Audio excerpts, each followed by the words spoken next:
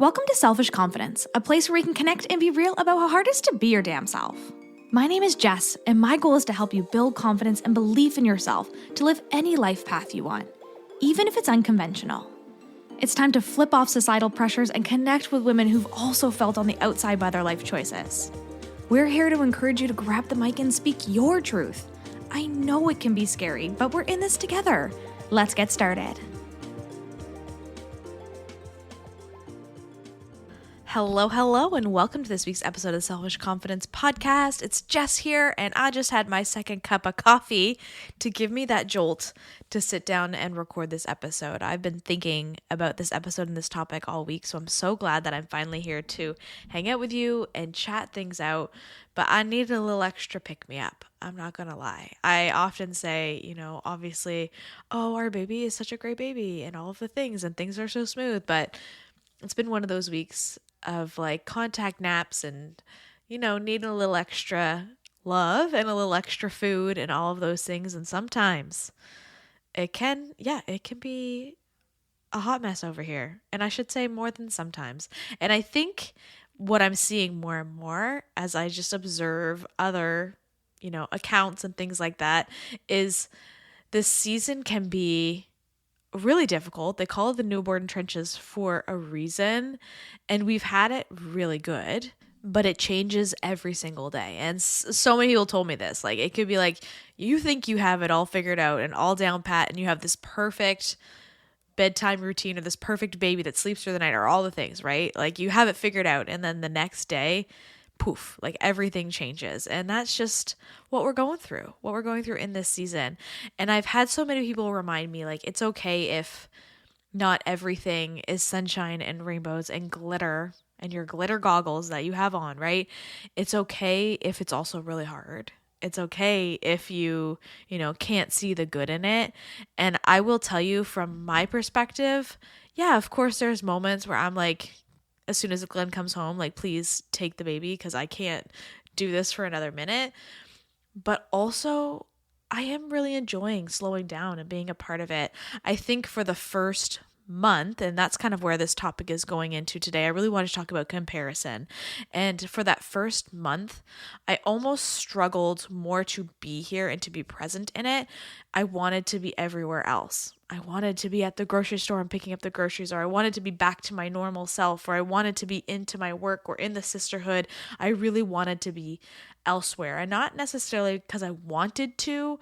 I think it was really part of that societal pressure on me to be there. And also, that has been my focus and my growth and where I've put all of my energy for the last 3 years since we launched this podcast, over 3 years. And it's so difficult to turn one switch off and to turn on another one. Even when that other switch, that one that's getting turned on, is screaming in your face and it is right there and you're like, hey, I see you. I know that's where my focus should be. And you know how I feel about the shoulds. But also, what about that other thing that I've been working on for so long? What about these people who need me and love me and, have been working with me for so long? Like, it really is this mental block. And for me, it took a whole month almost to switch from one to the other so that I could be present in this season. And you might be like, Jess, but you're sitting down, you're recording a podcast episode, and I see you working and I see you doing some of these other things. Like, how are you being present if you're also here? And I do think there's a fine balance in this season. There is, if you have the energy and if you want to show up for some of these things, you can make it work in some way. I'm recording this on the weekend when my husband is home, where I have extra hands, where I'm not stressing and worrying about the baby.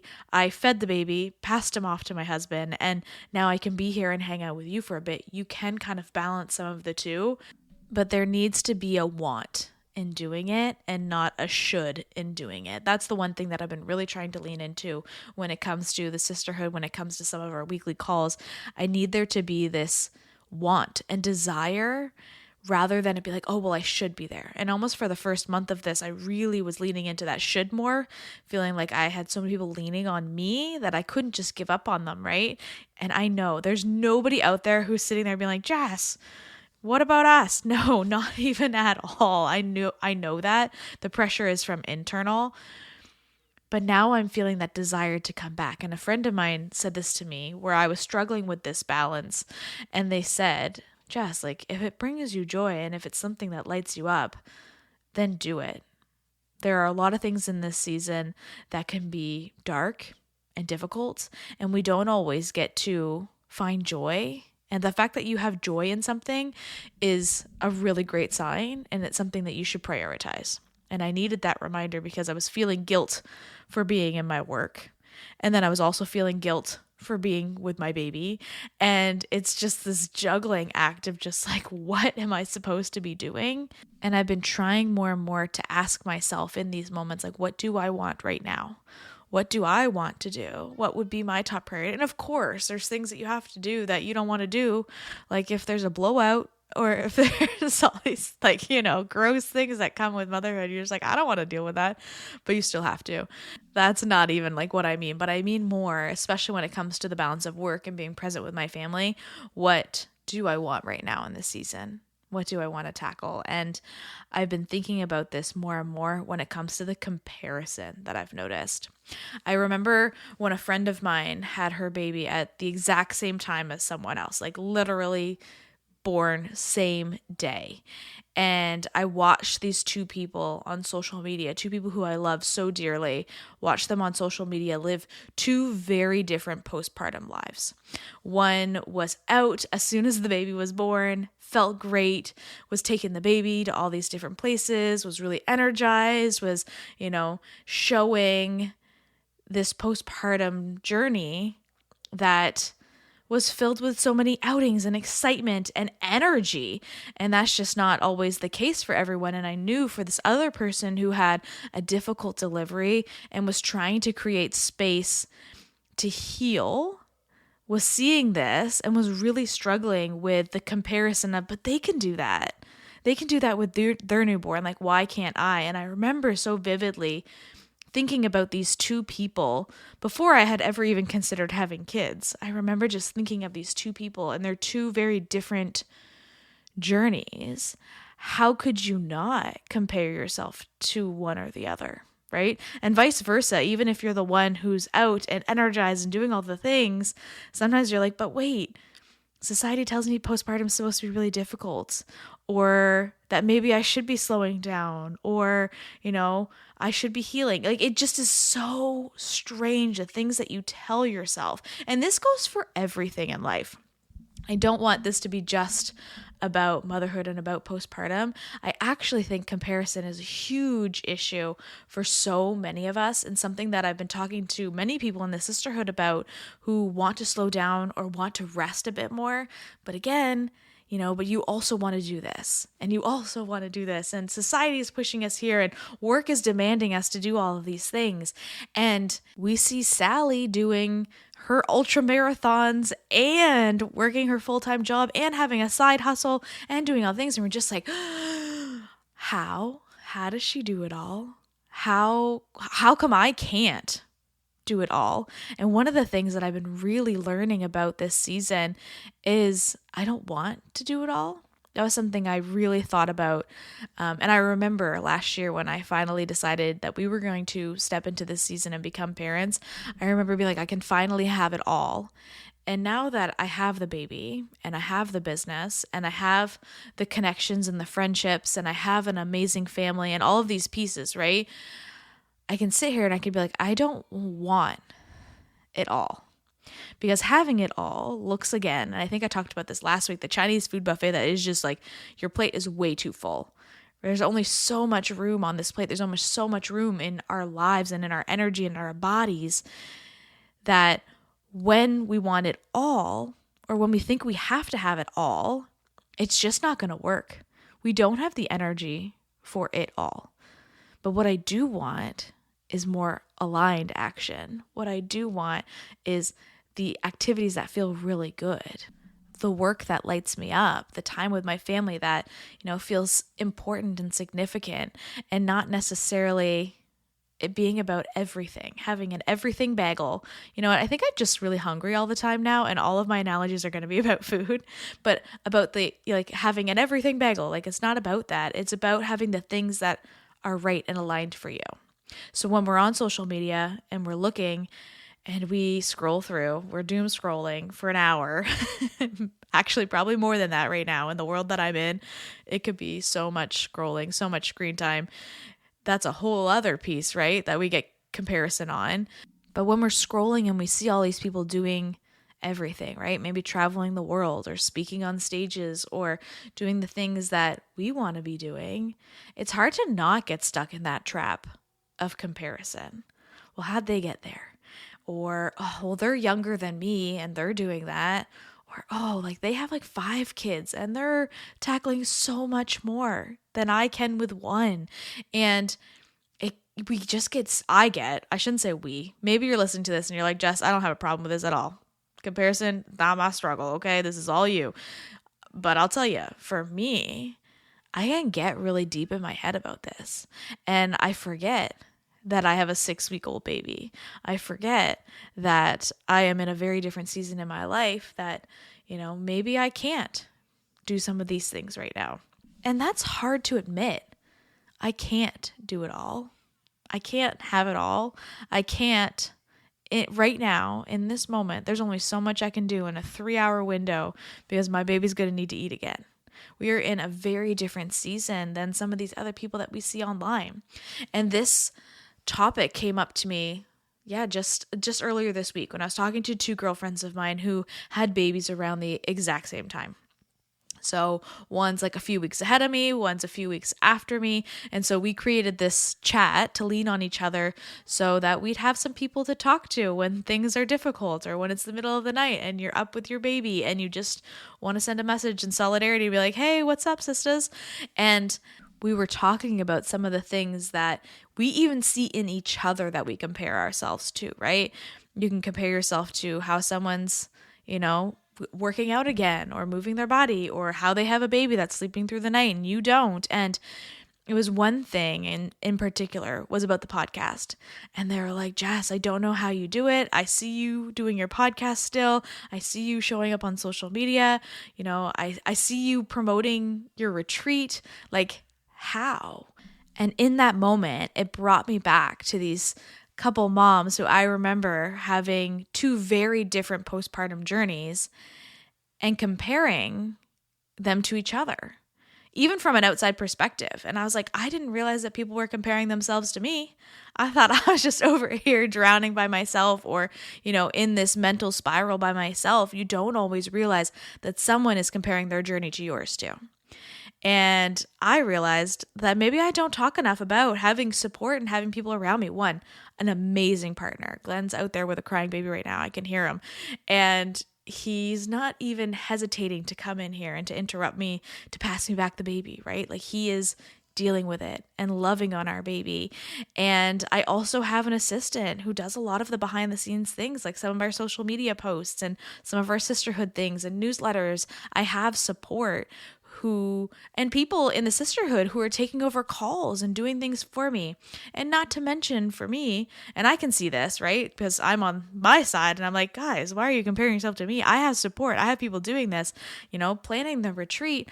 This will be my 5th retreat. It might even be my 6th retreat. I could do some of these in my sleep. Right. And I picked a location that would take care of so many things for me that I wouldn't have to think about, right? Like food and accommodations and things like that. And some of our activities already all pre-planned and easy for me to execute. Whereas not everybody can see those pieces. And if you start to compare and you'd be like, oh, well, she's postpartum, she's doing these things. Like I am garbage if I don't even feel like I can wash my hair, right? But in these moments, we need to remember that they have things that are difficult for them too. I have a mountain of things right now that feel so difficult that I wish that I could do. I wish that I could execute right now. It's just not the season for it. And that's okay. But not everybody always sees that. They just see how you're showing up. So I want to ask you today, who are you comparing yourself to? And when I ask that question, if someone instantly pops up in your head and you're like, oh, it's this person for sure, they just signed up for their 12th marathon this year, or they just started their business, or they're thriving in this area of their life, and I just admire that so much. What in that aspect are you comparing to? What is it that they're doing that you wish you could do? And when you look at your Chinese food plate buffet, do you have any room? Is there anything on that plate that you can take off in order to add some of these things that you wish you could? And maybe it's a season right now where you can't have it all. That's okay too. But we need to come to that point where we're okay with it. We need to come to that point where we realize our plate is really freaking full and we don't have room for that one more thing right now. Even if it's something we want so badly, we don't have room for it. And either we're okay with it, or we take something off our plate, we sacrifice, and we bring this new thing in. I have been having to tell myself that every week. I really am struggling sometimes with looking at other people on this journey who are doing things that I wish I could be doing, who are building businesses and having epic success in things, but they're in a different season. They're not in the newborn trenches. They're, they have older kids, or maybe they have no kids at all. And I didn't realize how deeply I could get in this trap, in this mental trap, because I teach this to women all the time. I work with women every single day on this stuff. And I'm like, I'm strong. My brain, I can do this, right? I have the confidence to tackle motherhood, or I have the confidence to tackle whatever's thrown my way. And you get in it and you spiral deep. It's easy for us to tell others that they're magical and they're so wonderful. But when we look in the mirror and we just see our flaws and we just see all the things that we're not doing right, we forget that these people that we're comparing ourselves to also have flaws. They also have a long list of things that when they look in the mirror, they're having a hard time with too. And I wish so deeply that we could all just be secure in who we are and confident in who we are and move on in our, butterfly lives and have this beautiful story. But we're always going to compare ourselves. The grass is always greener, right? We always want more or better. It's part of what society is. And I think social media only makes that worse right now.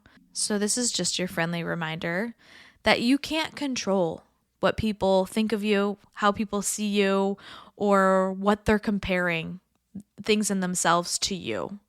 But what you can control is how you see yourself, how you are giving yourself grace, where you're giving yourself a little extra love right now. And I think that if we can lean into that more, instead of always thinking that we're inadequate, that we're not enough, that we're not doing enough, and that we can put a pause on that voice in our head and to see the good for a moment. Okay, well, what am I doing? Where am I showing up? Because there's a good chance you're not doing 0% right now. Even getting out of bed and putting your feet on the ground, that is something. Taking a shower and washing your hair, that is something. And sometimes I even think shaving your legs, you should get a gold star for that, okay? Because that is some hard work. It is not something that should be taken lightly. The things that you are telling yourself are not enough is someone else's comparison to you, that you are amazing, that you are the magical rock star that they wish they could be. And if only we could take that mirror and turn on ourselves and see that we're doing enough too, I think it would make a really big difference. It's probably why I love mirror work so much. If you've ever been to one of my retreats or events or anything, I love mirror work. I think being able to see yourself in a new light, or even just to notice yourself for 1 minute, can make a really big difference in how you see yourself. And instead of comparing yourself to every other person, you compare yourself to yourself. And there's so much beauty in that because you are doing so many things. If I were to make a list right now of all the things I've done today alone, and it's, not even that late in the day, you would see, oh my gosh, I got so many things done. I am doing so much and I'm a freaking rock star. But for some reason, Sally Sue and her ultra marathon gets more credit than the 12 diapers I've already changed today. Or Belinda and her new course she just finished, getting her master's degree or her doctorate, is not as good as, me sitting down and recording this podcast episode. We need to shift how we're seeing ourselves and shift that comparison and control what we can control, which is when we look in the mirror, being a little kinder. When we think about what we've done in the day, instead of comparing ourselves to these other people who've done really cool things, right? Give them some credit and say, hey, congratulations, that's really freaking cool. You're killing it. Love you, sis. But also, love myself. I'm doing some really cool things too. Even if it was baking a batch of cookies today and eating the whole thing, right? Doing for you something and giving yourself that credit is going to make a really big difference in this season of comparison, instead of comparing ourselves to other people and telling ourselves that we're not enough. Because you are enough and you're doing amazing things. Even if you don't see it, send me a message. I will shout it from the rooftops, all of the amazing things that you're doing, because I'm so freaking proud of you for how you've been showing up, for how you've been, doing so many things and carrying so many heavy loads. And even if you can't see it, and even if it feels like it's not enough, it is. It is enough. So keep reminding yourself when you look in the mirror until you believe it. I am sending you so much love this week as you step into a season of hopefully less comparison and a little more recognition for your beautiful self. I love you so much, and I'll talk to you next week. What's up, sis? I am so glad we could hang out today. If you love this episode, send it to a friend or share it on your social media and tag me so I can personally thank you for helping me sprinkle some confidence in the world. And don't forget, you are magic. Let's show the world your shine.